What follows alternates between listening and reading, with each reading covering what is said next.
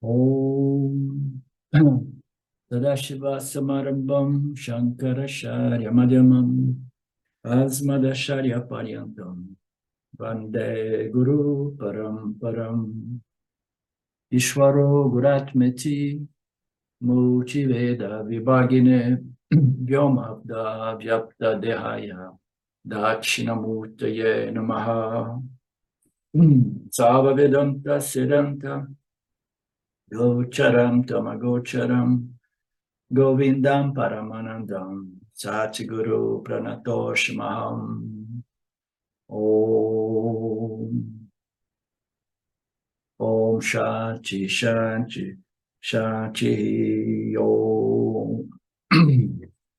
Ok, namastê. Bem-vindo a todos vocês, meus queridos do Vedanta Brasil. Capítulo 4 do Gita, nós vimos nas últimas aulas, né? O Swami Paramarthananda muito brilhantemente apresentando para a gente as classificações, né, a nível social. O Lord Krishna diz também, as estruturas sociais foram criadas por mim, né?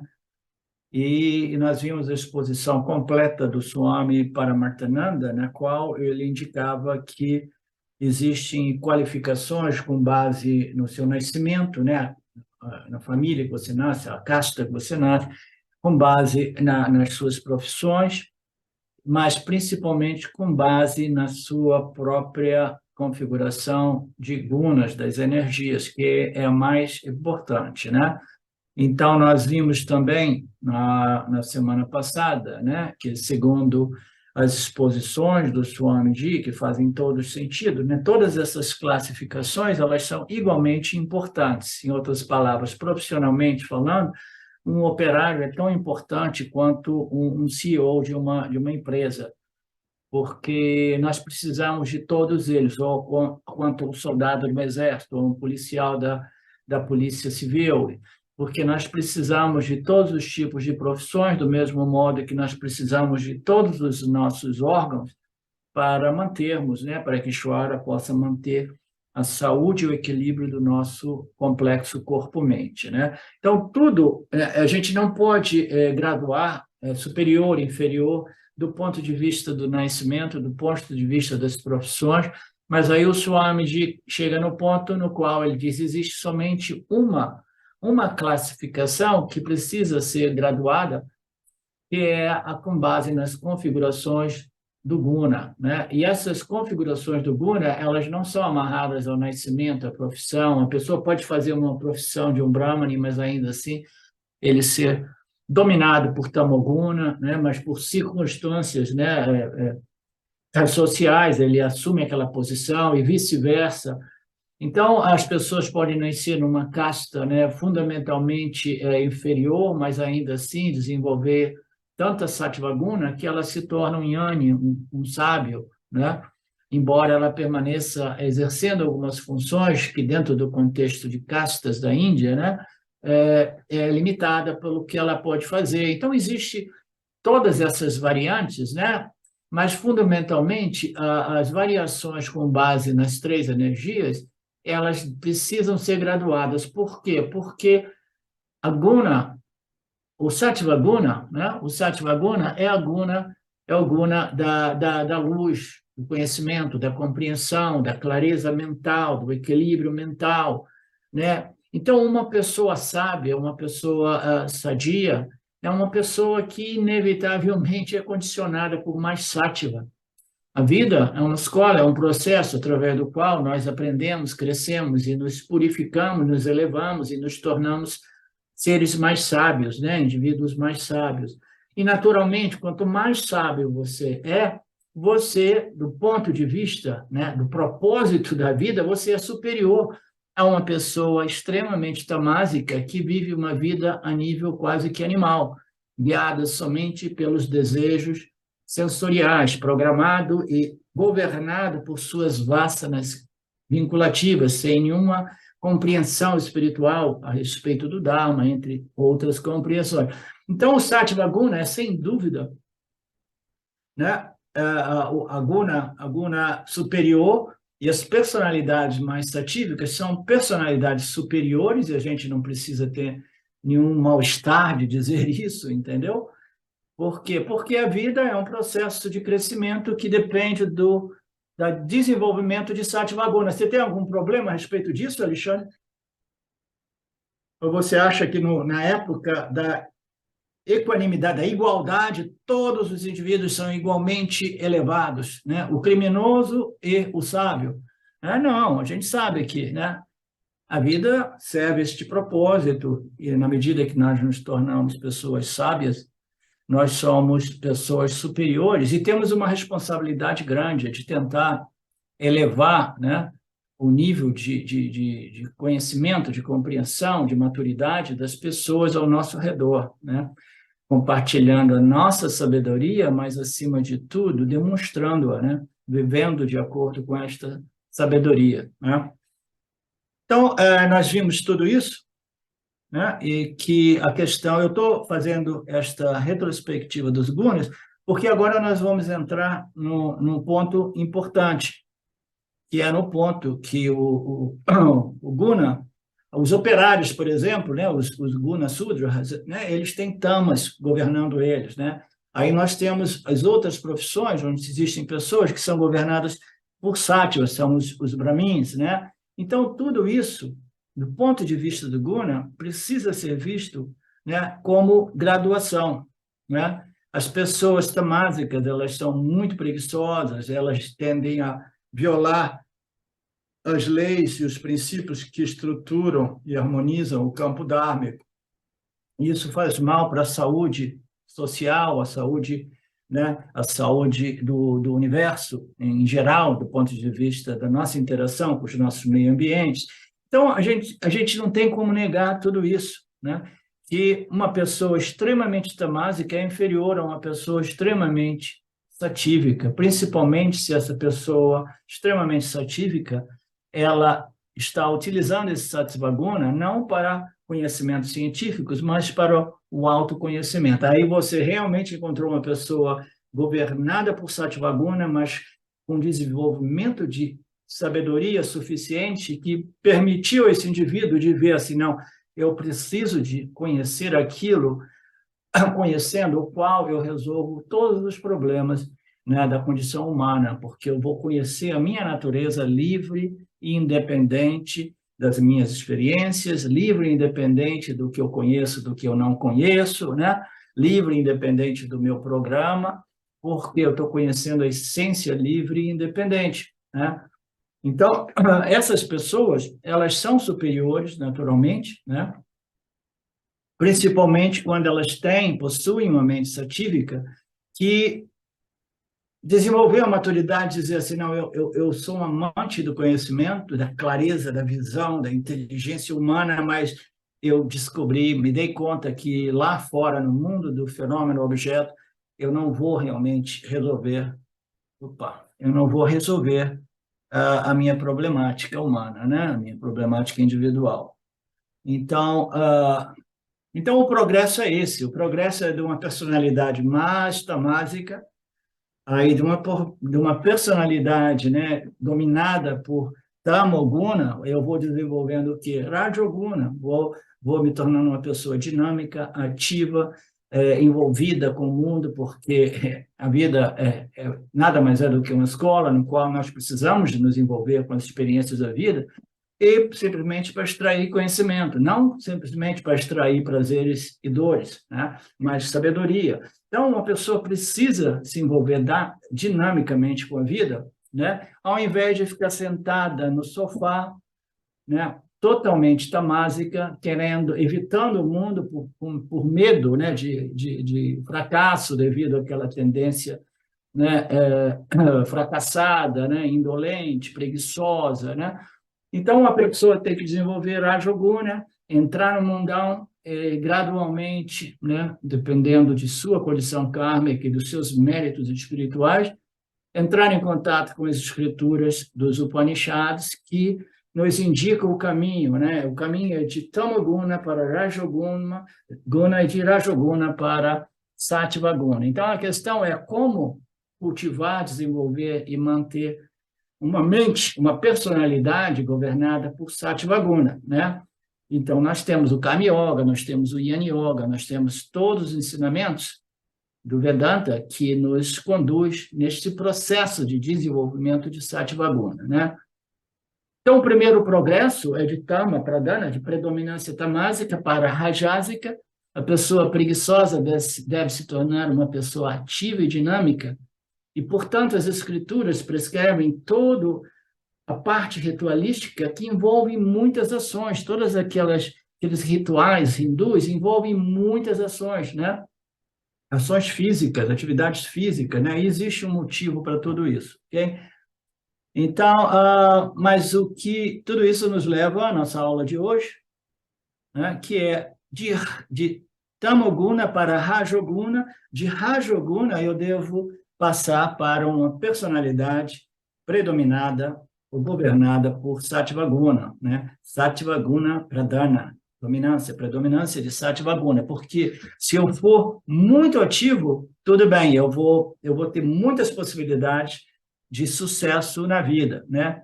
Mas eu nunca irei, né, contemplar a ideia de estudar as escrituras dos Upanishads com um guru, né? Por quê? Porque eu tenho mais o que fazer, né? Eu tenho mais o que fazer, a vida é cheia de oportunidades, né? E eu jamais vou ter tempo para alguma coisa que não produz benefício pessoal tangível. Produz um benefício pessoal que é invisível e que até mesmo o indivíduo com a mente mais rajásica e densa não tem a capacidade de vislumbrar.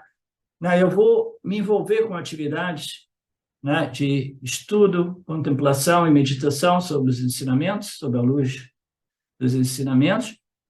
Por quê? Porque irá produzir o valor dos mais elevados, o mais elevado dos valores, que é uma mente governada por Sattva Guna, né? Então, quando eu tiver essa mente satívica, aí eu tenho a possibilidade de investigar a natureza do eu, a natureza daquilo que existe por trás do ego e da mente, né? Então, eu preciso, se eu sou muito rajásico, eu não chego nas aulas do Gita, né?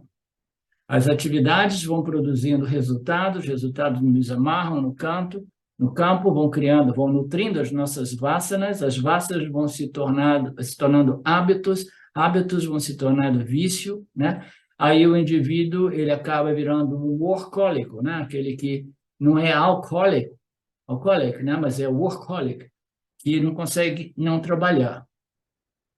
Mas, um ciclo natural, você passa por Rajoguna e você contribui para a sociedade e você entra em contato com a seção dos nossos ensinamentos referentes a Karma Yoga e você vai aprender a usar todo aquele dinamismo de benefício para a sociedade, não só para você egoisticamente, né? E aí eu permaneço um tempo e, gradualmente, com a idade, com a maturidade, depois de correr atrás dos nossos sonhos, nós começamos a desenvolver mais Sattva Guna, né?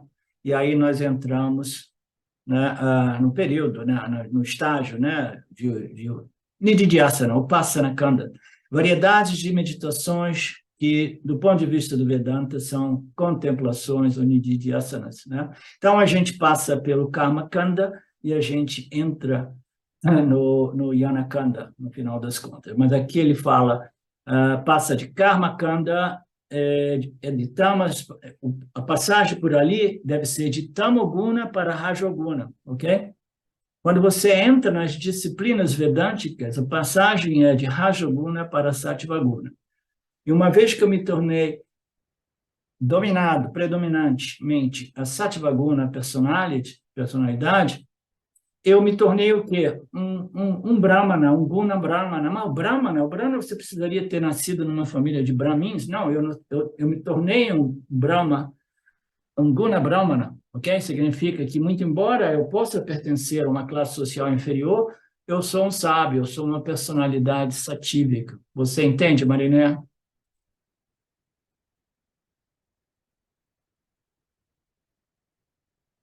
Então, qual seria o próximo passo depois de nós termos desenvolvido uma personalidade satívica, né? Aí eu estou pronto para a próxima transição, porque como nós sabemos, ou conversão, o objetivo do Vedanta não é desenvolvimento de Sattva Guna, né? O indivíduo se para ali, ele pode se encontrar numa situação que a gente chama de paralisado, atolado em Sattva, e não querendo abrir mão de uma mente satívica, né? Então, Sattva Guna é uma característica, uma qualidade, né? Você sabe quais são os atributos de Sattva Guna? É clareza mental, equilíbrio emocional, né? Sabedoria, né? Conhecimento. Então, esses atributos, eles são atraentes e produzem uma personalidade mais saudável, né? Naturalmente, né? Mas o próximo nível é o nível proposto pelos Upanishads, que todos esses três níveis de personalidade, Tamoguna, Pradama, Rajoguna, Pradana e Sattvaguna, Pradana, eles são referentes ao quê? Aos gunas. Os gunas são as qualidades. Os gunas são chamados energias ou qualidades, né? Então, essas qualidades, elas precisam ser desenvolvidas, né? Para quê? Para a próxima transição, que é de Guna Pradana, né? Para Guna Chitta. Guna Chitta eu preciso desenvolver uma personalidade que transcendeu os gunas, ok? A minha personalidade precisa se tornar Nirguna, Nirguna, livre dos gunas, tá? Porque senão eu estou identificado com esta predominância de personalidade. Esta predominância de personalidade satívica, ela precisa ser utilizada para permitir, como um trampolim, este salto para a minha personalidade nirguna. O que é uma personalidade nirguna? Eu, a consciência e existência não colorida pelas três energias projetadas por Maheshwara.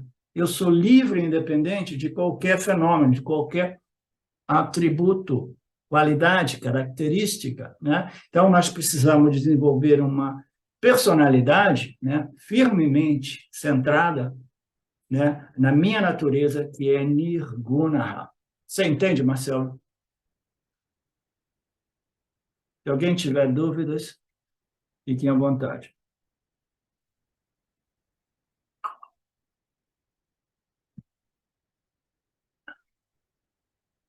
No capítulo 14 do Gita, a gente vai entrar muito em detalhe nesses ensinamentos a respeito dos três gunas.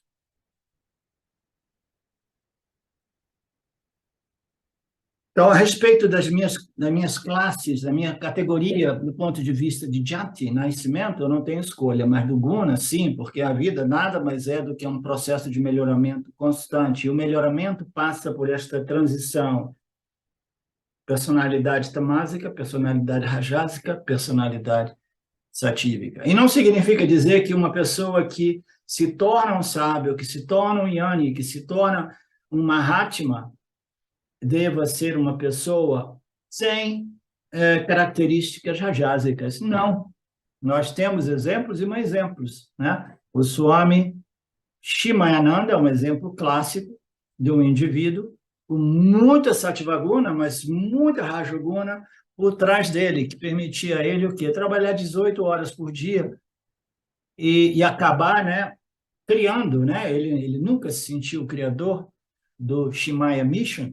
Na verdade, os discípulos dele quiseram chamar aquele desenvolvimento, né, aquele fenômeno, quiseram chamar de Shimaya Mission, e ele falou, não, não, não, tira meu nome daí, não, isso aí é tudo Ishwara, mas aí eles insistiram, ele deixou o quê? Shimaya Mission. Então, tudo isso foi desenvolvido porque ele tinha muito Rajoguna, né? Mas então, que diferença é essa do Rajoguna dele do Rajoguna de uma pessoa materialista? Porque aquele Rajoguna estava apoiada, sustentada, né, por Sattvaguna, igualmente, digamos assim, né, em proporções, de tal modo que tudo ele fazia era em benefício da humanidade, entendeu? Totalmente não egoísta, né? Então é por isso que hoje o Shimaya Mission existe em todos os cantos do planeta, né? E ele era muito pé no chão, né? Ele dizia, ó, Karma Yoga, vamos educar essas pessoas na Índia, no exterior, com o Karma Yoga, e fazer de modo que elas, né, elas tenham uma vida digna, com escolas, hospitais. Ele foi criando os gurúkulas modernos, nos quais as pessoas desenvolvem não somente conhecimento científico, mas o conhecimento espiritual. Então, ele fez um trabalho maravilhoso, com uma personalidade extremamente rajásica, mas extremamente satívica também.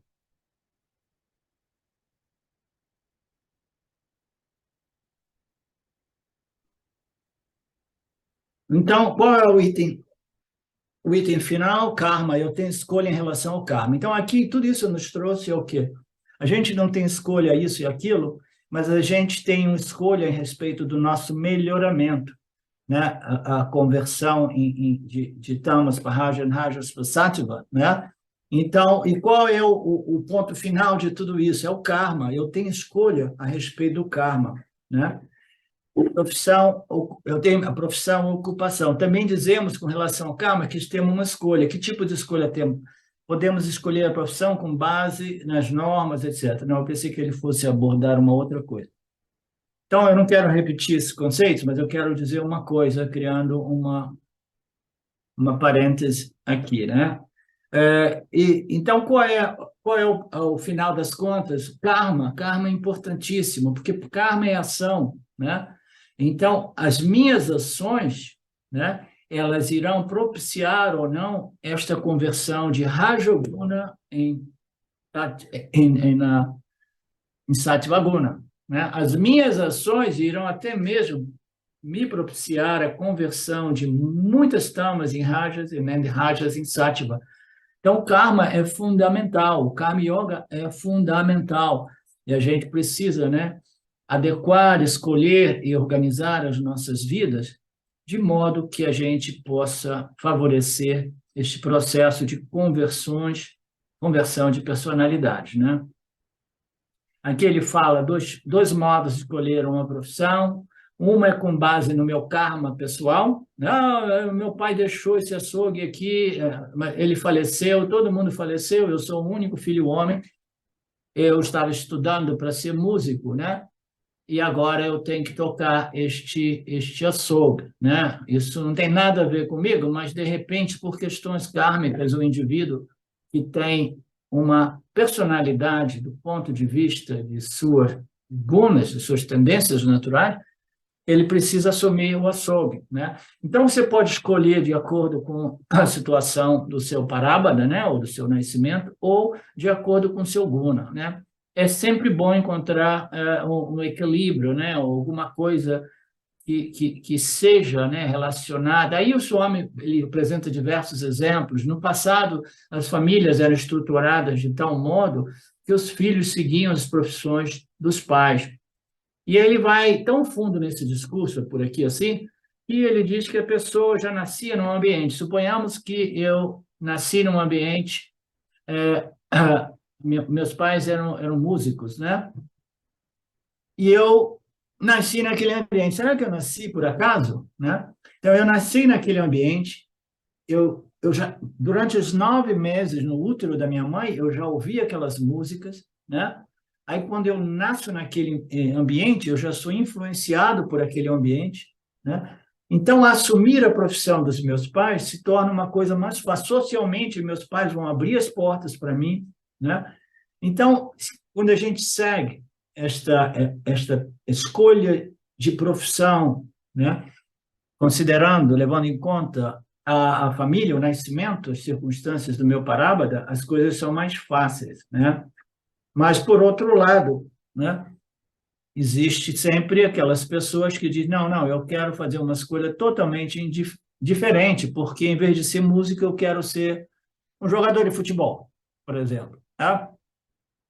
Então, mas aí a coisa se torna um pouco mais difícil, né? Mas o ideal é encontrar um meio termo entre aquilo que o seu parábola karma te propicia e as suas tendências gúnicas, né? Tudo existe vantagens e desvantagens. E aí o Swami, né, as exposições do Swami são tão bacanas que eu não consigo pular, muito embora eu queira passar para temas que sejam mais mais relevantes a respeito do autoconhecimento. A primeira vantagem é que eu não preciso escolher. Então, ele apresenta um fato, que escolha é um elemento estressante. Vocês já viram como é que é difícil? Toda vez que a gente precisa escolher, a gente vai um pouco em pane, né? Por quê? E se eu escolher errado, né? E se não der certo? Depois eu vou me sentir culpado, porque eu cometi um erro, eu não soube escolher. Aí você encontra aquelas pessoas com uma personalidade de ficar em cima do muro, porque tem medo de escolher. A escolha já traz consigo um estresse, um elemento estressante, né? Você vê aqui o Swami tira onda com as mulheres, dizendo assim, as mulheres vão na boutique, vão comprar um vestido e não conseguem escolher, né? Porque fica vendo de todos os ângulos, né? O vestido, a blusa, etc. E aí liga para o marido, mostra no vídeo, fala assim, o que que você acha isso e aquilo? O marido diz assim, olha, não me envolva nisso porque depois eu não quero que sobe para mim, né? Então, a gente sabe de tudo isso, né? Então, existem vantagens e desvantagens. A pessoa que nasce num ambiente védico, né? Vendo as escrituras sendo ensinadas, né? Os cantos védicos, né? Aquela energia espiritual, né? Naturalmente, né? Fica tudo muito mais fácil, né? Agora, se você nasce numa família materialista de super bilionários que ficam ricos, né, trabalhando, né, no stock market, por exemplo, né, que é um estresse monstruoso, né? E você, quando você se encontra ali, você diz, putz, mas eu quero ser um Yanni, né? Como é que você vai ser um Yanni crescendo naquele ambiente, né? Naturalmente é mais difícil, mas não é impossível, mas o primeiro passo é você deixar aquele ambiente naturalmente, né? Um exemplo, né, a mais aqui.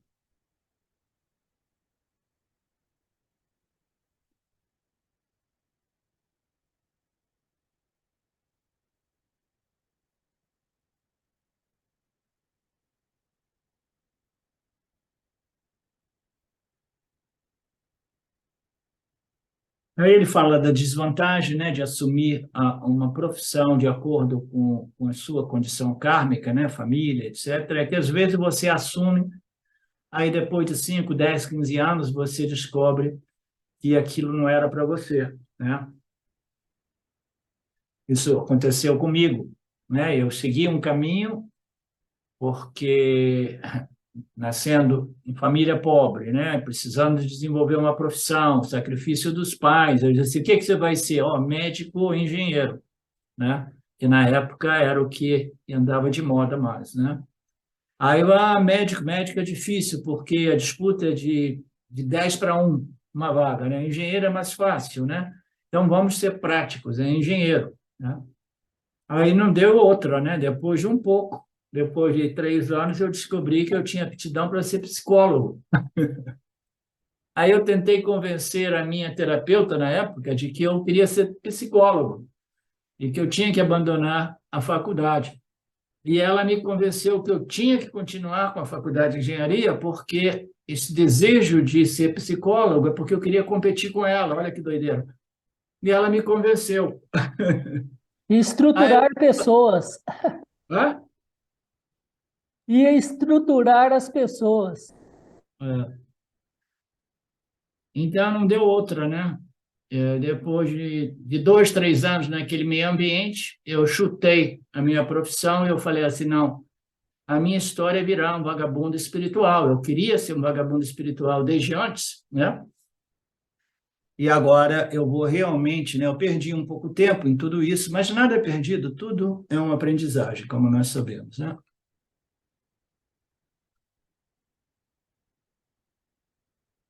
Ok.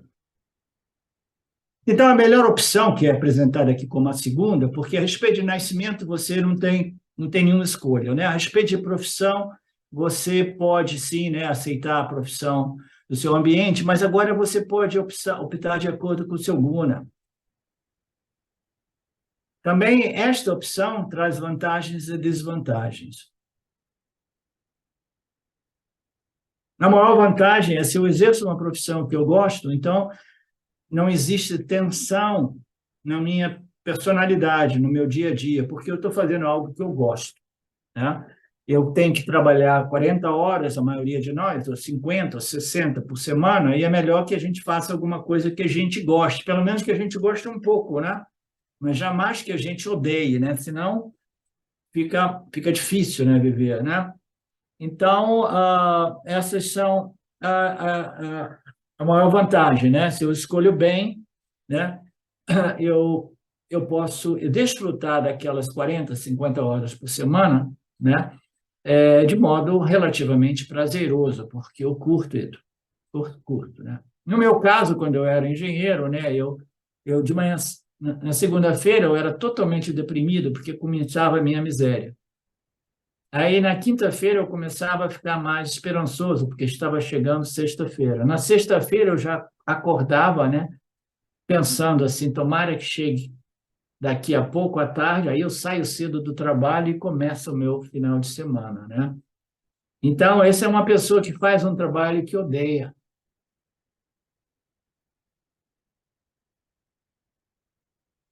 Então, isso acaba trazendo o quê? Muitos problemas físico-psicomáticos, né? Mentais, uma personalidade dividida. Exatamente como eu me sentia na época. Eu falei para algumas pessoas, eu tenho uma personalidade dividida, porque a minha profissão, eu tenho que ir para o escritório, usar terno e gravata, porque eu fazia um trabalho que era de engenharia comercial, entendeu? Mas aí no final de semana eu quero ser um hippie, né? Eu quero pegar o meu fusquinha, subir as montanhas lá, ir lá, passar dias em Lumiar, né? Vivendo da natureza, e etc, etc, né? Com outros hippies, né? Então eu dizia assim, pô, quem sou eu, né? Então esse é o split, né? A personalidade dividida. Mas a gente pode sempre mudar, como foi o meu caso, né? O parábola da karma não é uma coisa sólida que não possa ser modificada. O mais importante é que eu goste. Mas qual é a desvantagem? A desvantagem é que eu nunca consigo me preparar precocemente, porque não sei que tipo de inclinação terei depois de 7, 8 anos. Isso é muito característico na garotada de 17 anos, sem nenhuma base, tendo que escolher uma profissão com base nas condições do mercado, quase sempre, né? E depois, né, ela se arrepende, né? E ela entrou numa coisa que não era natural, enquanto que pessoas que já entram numa história que vem de berço de família, né, aquilo ela passa por um treinamento precoce e natural, como a criança que nasceu no ambiente da música e com uma inclinação para se tornar um músico, né? Então as pessoas crescem exatamente como eu, sem ter a menor ideia do que eu quero da vida, do que eu gosto da vida, guiado pelo ganho, o ganho da sobrevivência, dinheiro, né?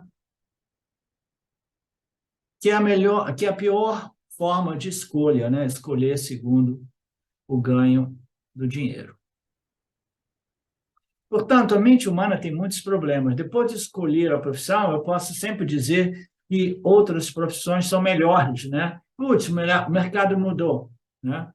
Agora a engenharia mecânica não está dando mais, o que dá agora é a engenharia química, por exemplo, né? Então, como é que eu vou mudar de emprego? Ah, eu tenho que fazer um curso, adequar o meu curso, né? Então, é uma doideira. As coisas mudam. Existem muitas desvantagens. A gente não tem clareza para escolher e passar por um treinamento necessário. Eu conheço pessoas que fizeram 2 faculdades, 3 faculdades, e no final elas não exercem nenhuma daquelas profissões, né? São pessoas confusas. Ok. Portanto, em ambas existem vantagens e desvantagens, né? A profissão seguida por berço, com a profissão seguida pela minha configuração dos gunas, né? E a violação já havia ocorrido no Mahabharata. Mahabharata. Dronacharya era um Jati Brahmana, mas ele se juntou a quê? A guerra do Mahabharata, né? Então, nós temos aqui um guru, o Drona, né? O Dronacharya, muito conhecido, né? Dentro do Gita. Ele se juntou aqui, à guerra do Mahabharata. Então, lá ele obteve o quê? Ele obteve um dharma de guerreiro, Kshatriya. Muito embora ele tenha nascido um Brahmin, mas ele escolheu, né, uma personalidade de guerreiro, de entrar nessa batalha, porque, de alguma forma, ele havia inclinação para isso. Todas as pessoas, né, passam por essas divisões às vezes, né? Apesar de ter nascido um Shastri, a sua inclinação era pelas espiritualidades, né? Então, essas coisas só para dar uma perspectiva para nós de compreender a complexidade da personalidade humana, né? Que o dinheiro não seja o critério primordial da escolha de uma profissão. Esta é a recomendação aqui do Swami Paramarthananda, né? Uma vez que o dinheiro se torna o critério, todas as pessoas correrão apenas para a profissão que dá dinheiro. E aí o que ocorre com as outras profissões? Elas ficam carentes de mão de obras e aí a sociedade irá colapsar. Naturalmente, isso não é muito relevante nos dias de hoje, porque nós temos a inteligência artificial e os robôs substituindo a mão de obra humana, né?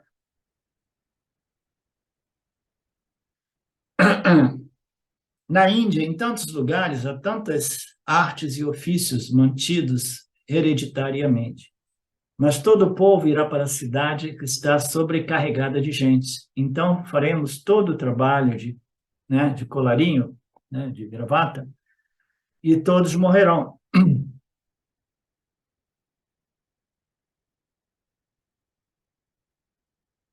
Concentração demográfica nas cidades por causa da oportunidade de trabalho, né? De dinheiro e a possibilidade de ficar rico nos Estados Unidos, o sonho americano. É melhor a gente não seguir o critério do dinheiro. Observe os seus talentos naturais, né? Siga harmonize a sua profissão com as suas características únicas, ou siga a profissão do seu Prarabdha Karma de berço, né? E concluindo, não temos escolha como nascimento, nós sabemos, né? Nós temos escolha somente quanto à nossa configuração dos gunas. E temos escolha a respeito do karma. Karma aqui se refere às profissões que nós escolhemos. Então, essas são as divisões quadruplas da sociedade.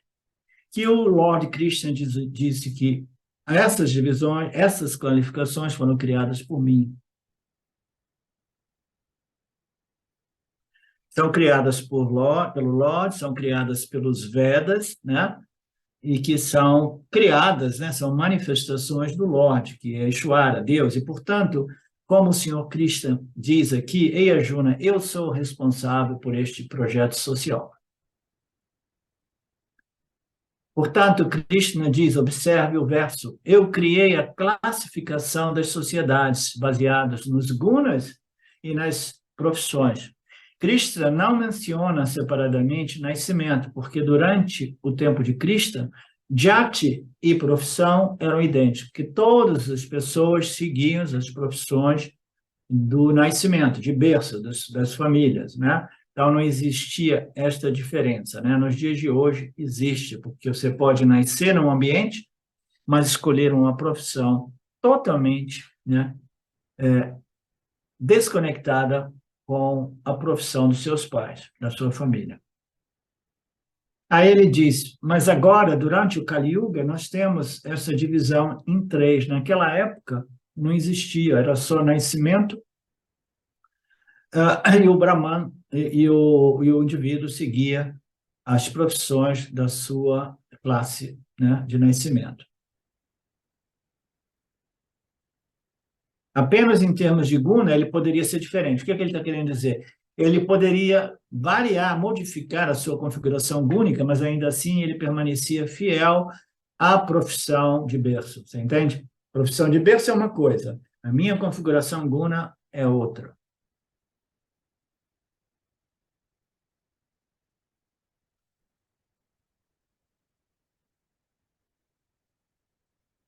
Este é o tópico, mas este é um tópico à parte. O que Krishna quer transmitir aqui é totalmente diferente. A ideia é, Arjuna, eu também sou muito ativo. Aqui o Lord Krishna diz, eu também sou muito ativo, né? Eu criei esse universo.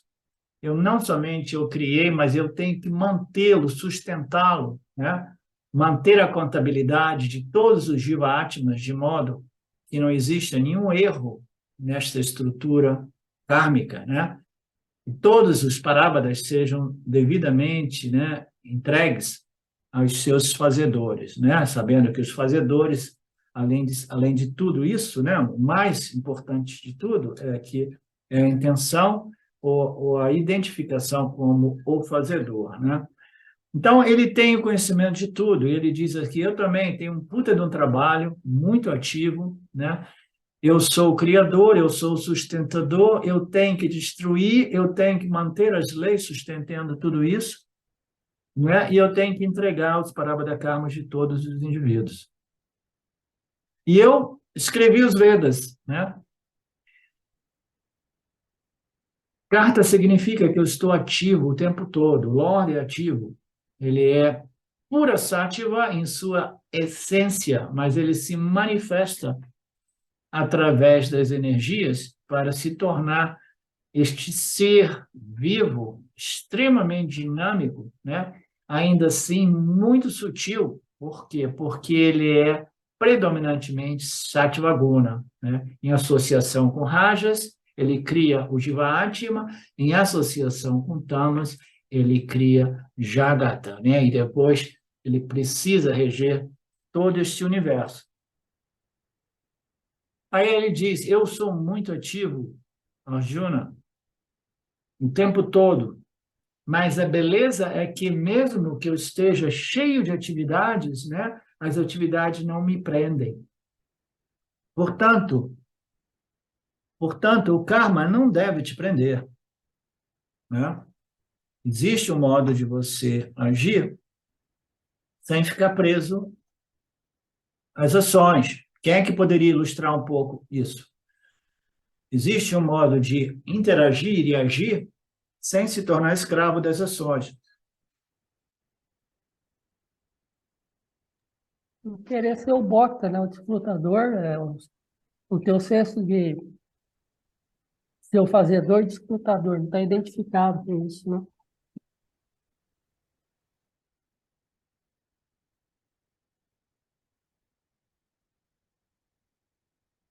Então, do ponto de vista do Karma Yoga, você age e você desfruta, né? Você vai continuar agindo e desfrutando, mas gradualmente você vai minimizando esse sentimento de que eu sou o fazedor e eu sou o desfrutador, que ainda permanece ali, mas você vai passando tudo isso para Ishvara, você vai resolvendo tudo isso em Ishvara, dizendo, não, Ishvara que a totalidade está fazendo, né? E eu aqui estou desfrutando o Parabhada Karma, que tem a ver com a minha ação, mas tem a ver com o Ishvara também. Então, tudo isso vai minimizando a problemática da identificação, mas, fundamentalmente, né, você é livre do karma na medida que você assume totalmente a sua identidade como consciência, que é livre das ações e dos resultados, que são as experiências do fazedor, né? Então, você não precisa ficar preso ao karma, né? Você permite que o karma ocorra, desenvolva essa personalidade e esse espírito do Karma Yoga, esta sabedoria espiritual, né, do Karma Yoga, e gradualmente a sua mente se tornará mais satívica, até que você possa ser totalmente livre das ações, né? De modo que as ações não te amarram, né? O que significa? Significa que as ações não causam resultados de ações? Será que é isso?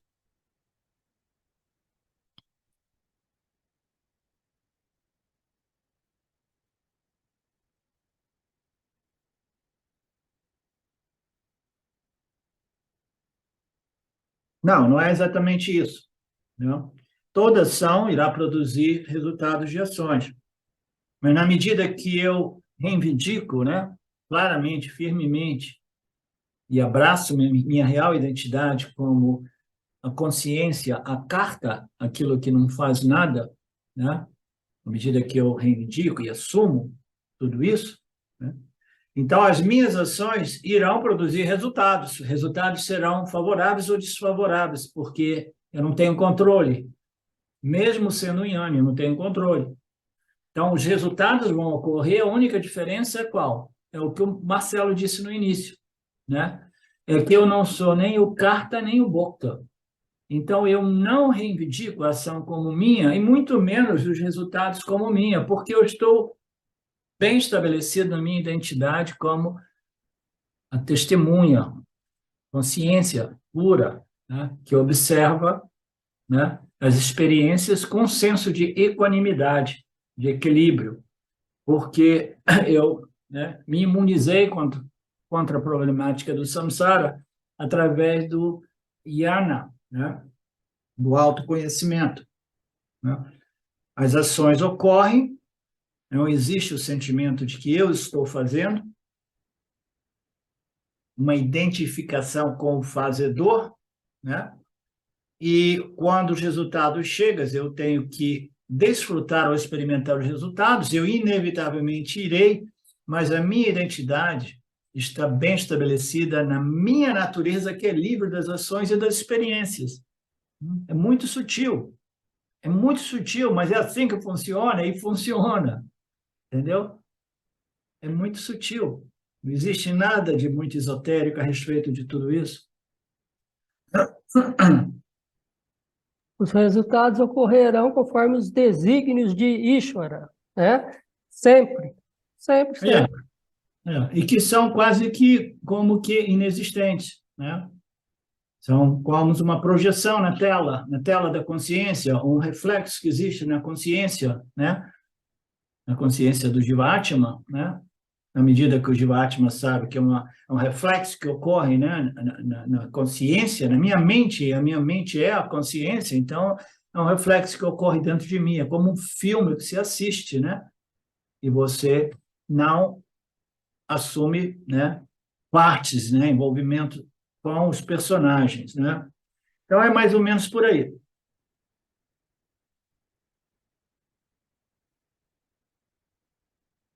Ok, onde é que eu estou? Qual era a preocupação de Arjuna naquele caso ali? O karma, ele amarra a pessoa, vincula a pessoa. Arjuna pensou e ele estava tentando escapar de um karma desagradável, como nós sabemos, né?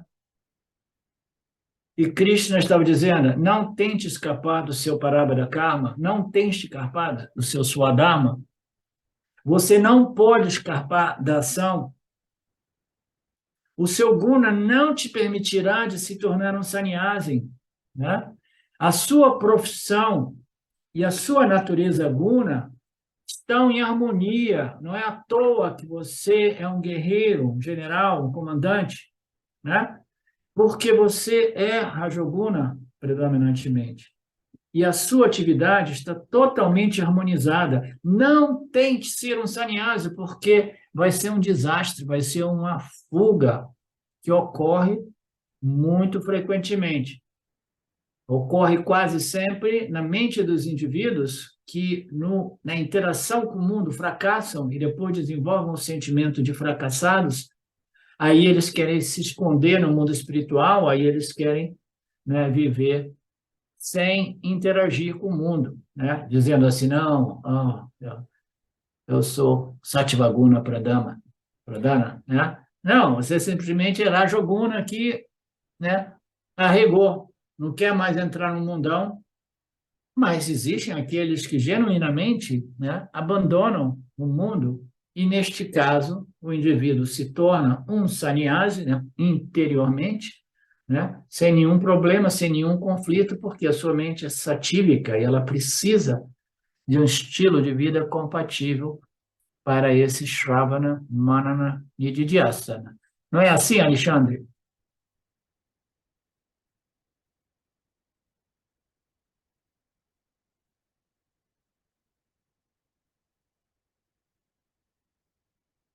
Portanto, não tente fugir.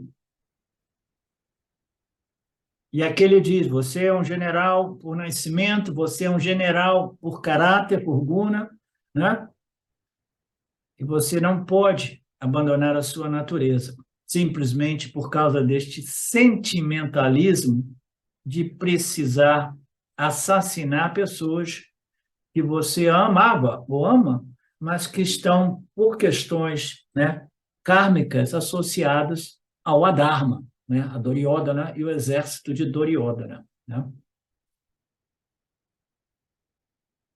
Se você fugir para as florestas com a sua personalidade de Rajoguna, você não vai ficar em paz lá, você vai acabar, essa é uma piadinha que o Swamiji agora adora apresentar, né, de ângulos diferentes, você vai lá para a floresta e você vai fundar uma organização de proteção à floresta, você se tornará o presidente ou secretário, né, e você vai permanecer ativo, vestido de laranja, né, com o nome de sannyasi, mas ainda assim a sua personalidade Rajoguna não vai te abandonar. Isso ocorre nos ashrams na Índia, segundo os relatos do Swami Paramarthananda.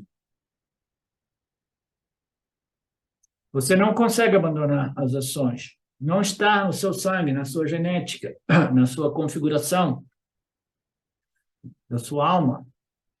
Você não será capaz de desfrutar a paz na floresta ou no ashram.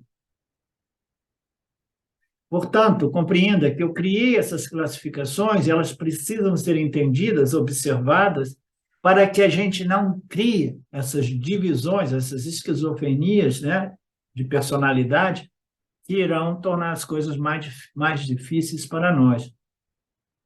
Compreenda que eu, a totalidade, o Lorde, o Criador, sou o verdadeiro executor de todas essas atividades, mas, ao mesmo tempo, conheça a minha real natureza como o não fazedor. Me conheça e você estará livre. Me conheça em minha natureza e identifique que a sua natureza é idêntica à minha natureza e você será livre. Estou desapegado de todas essas atividades como criador, sustentador e destruidor, né? E eu não carrego nenhum desses karmas para a minha cama de noite, significa dizendo, tantas ações, mas nenhuma dessas ações criam impressões mentais, psicológicas, emocionais, né? Na mente do Criador. O Criador é livre, ele é simplesmente puro conhecimento, ativado por energias, né? Que produzem esse universo dinâmico, né? No qual tudo se movimenta e se modifica de momento a momento. Eu não carrego nenhuma dessas ações para a minha mente, para a minha cama. E me preocupo que hoje isso tenha acontecido assim. O que acontecerá amanhã? Eu nunca tenho esses pensamentos de vocês, Jivatmas, né? Governados por identificação como os fazedores. Nada perturba o meu sono, nada perturba o meu sono, né? Esse é o objetivo de todos nós. Né? Apesar dos pesares, apesar de todas as dificuldades que nós vivemos como humanidade, né? Eu, como um Yani, eu não posso permitir que nada venha tirar o meu sono, porque significa que eu estou identificado com pessoas, circunstâncias, situações, eventos, né? E que eu quero e que eu não quero, e que, né? Raga, dvesha. Então, não. Então, se eu não consigo dormir à noite, tem alguma coisa errada com o meu autoconhecimento, não é assim, Mauro? Né? Meu autoconhecimento precisa passar a prova. Qual é a prova? Imunização dos efeitos relativos à condição do campo. Seja qual for a condição do campo, isso não deve perturbar o meu sono. Estou desapegado de todas as ações. Eu permaneço livre, não afetado por ações e resultados. Eu sou a Sangha, desvinculado, dissociado do mundo. Né? Ok, então a gente volta a partir do verso 14, ok? Om Purnamada Purnamidam Purnamudachyate Purnasya Purnamadaya Purnameva Vashishyate. Om Shanti, Shanti, Shanti. Namastê. Olá, queria trazer aqui para vocês o quanto eu tenho me beneficiado dos ensinamentos do Vedanta. Esses ensinamentos do Vedanta, eles mudaram a minha vida, o meu estilo de vida, né? A partir de uma compreensão sobre Jagata, o mundo, sobre essa pura inteligência, Ishvara, sobre o Jiva, né? A mente, o funcionamento, sobre a aplicação do Karma Yoga diariamente na vida, o quanto isso beneficia a purificação da mente, né? Para poder daí acessar aquilo que é mais valioso. Aliás, eu diria sem valor estimável, inestimável, né? Uma riqueza profunda, que é a compreensão sobre os ensinamentos de Satya, a consciência, a existência ilimitada que sou. Bom, eu sou uma aluna de Vedanta, desse grupo Vedanta Brasil, que iniciei a jornada, estou no começo da jornada, mas essa jornada seria impossível sem o apoio diário de um professor qualificado, o professor Arlindo Nagar, nosso professor, que dedica a sua vida, que dedica as batidas do seu coração exclusivamente para o ensino do Vedanta. Ele gosta de usar a frase o coração que se doa recebe. Então ele é esse coração que doa. E aí a minha pergunta e o meu convite é: e você? Tem se beneficiado também dos ensinamentos, da compreensão, da clareza desses ensinamentos que são trazidos para nós? Sim? Se sim, o coração que doa recebe. Então o convite é: se você se beneficia, você pode também fazer uma doação. Essa doação, ela é necessária, apropriada, para a manutenção, né, desse ensinamento vivo diariamente para nós. E é um convite para que a gente possa nutrir esse grupo com o dar e o receber. E se você se beneficia, tenho certeza, qualquer valor mensal é suficiente. É o valor que o seu coração sentir, mas é um valor apropriado. Bom, meu recado é esse. Eu agradeço imensamente e não tenho palavras para dizer o que é o Vedanta na minha vida. Só dizer gratidão. Gratidão Ishvara, gratidão professor, gratidão a Sampradaya, gratidão. Obrigada.